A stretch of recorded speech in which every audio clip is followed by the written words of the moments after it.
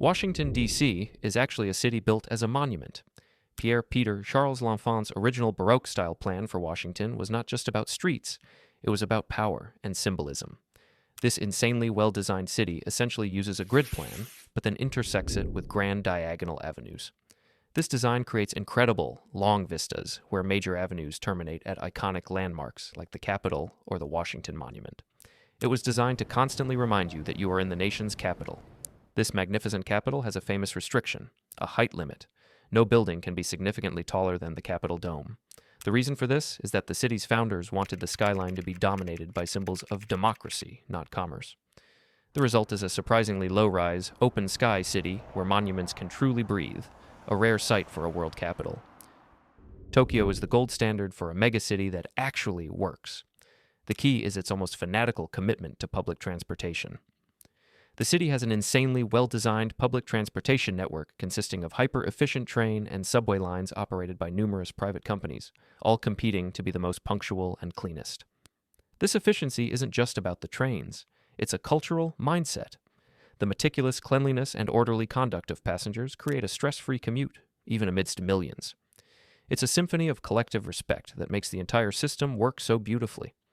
For example, a station like Shinjuku is not just a place you use for transportation.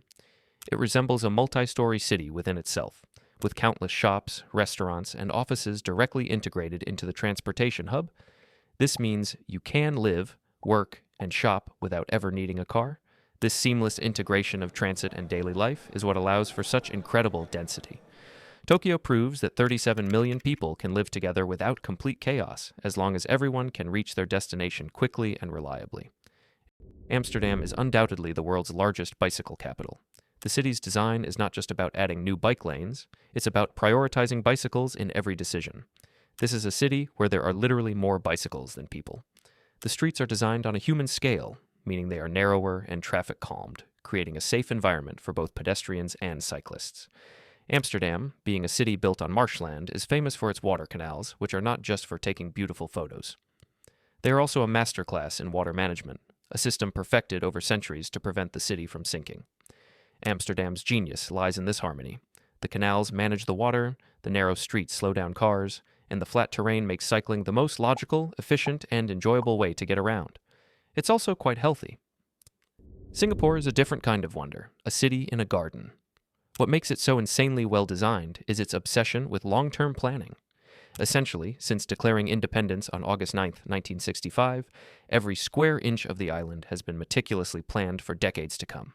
The journey from a typical fishing village to Asia's megacity began right here. A significant part of this is due to the Housing and Development Board's approach to public housing. HDB apartments are not the gloomy concrete blocks that come to mind. They are insanely well-designed, mixed-income communities with shops, schools, and parks within them.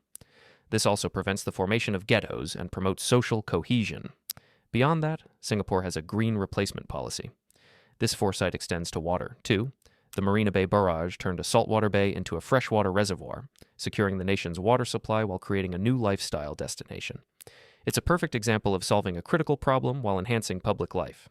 This means that any developer who removes greenery for a building must recreate it on the building itself, leading to striking vertical gardens and green roofs, like the ones you're seeing on screen right now.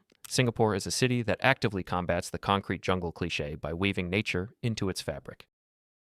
Madrid, the champion of public space. While many cities give their best areas to cars, Madrid aggressively reclaims them for people. This is truly impressive.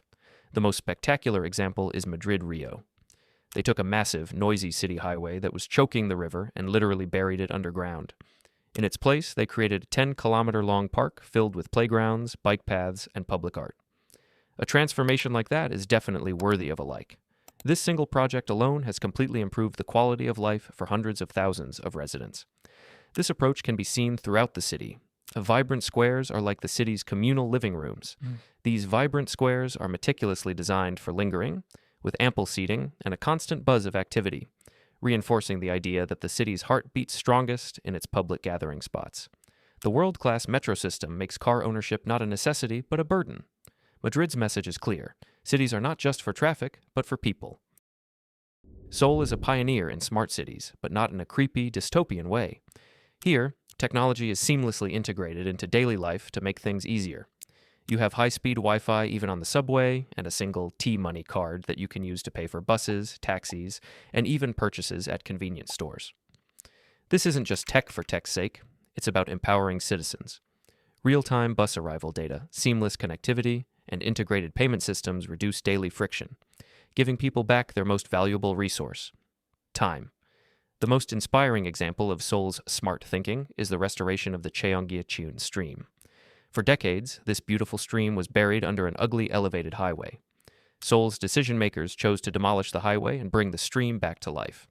Today, an 11-kilometer-long green corridor running through the heart of the city has become a beloved public space that cools the urban heat island and symbolizes urban renewal. This demonstrates that smart cities should be more than just about adding more screens. They should serve as a bridge connecting nature and people. Moscow is a master of large-scale transformation because the city constantly renews itself with massive projects. The most well-known example of this is its legendary metro system. This metro is not only a means of transportation, but also serves as an art gallery. During the Soviet era, stations were built like palaces to give the public a taste of luxury. Every corner is adorned with gold-colored chandeliers, marble, and mosaics. The system is not only opulent, but also incredibly efficient.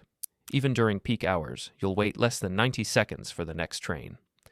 This spirit of renewal has spread throughout the city in recent years. Moscow has taken old, boring Soviet parks and transformed them into lively modern spaces where people enjoy spending time.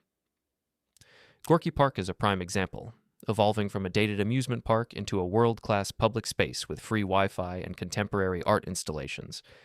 This isn't just a facelift, it's a complete reimagining of urban leisure. Sidewalks have been widened to create a more comfortable and safe environment for pedestrians.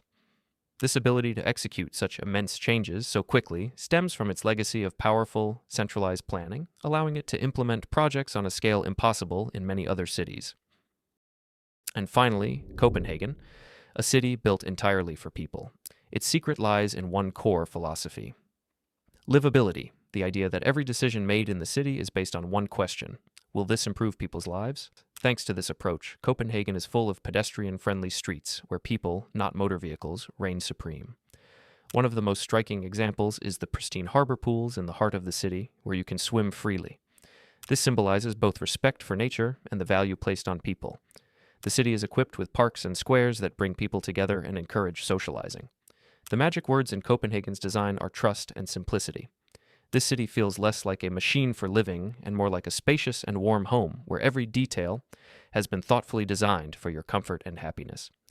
Ultimately, all these cities show us why they're so insanely well designed. Which of these cities do you like the most?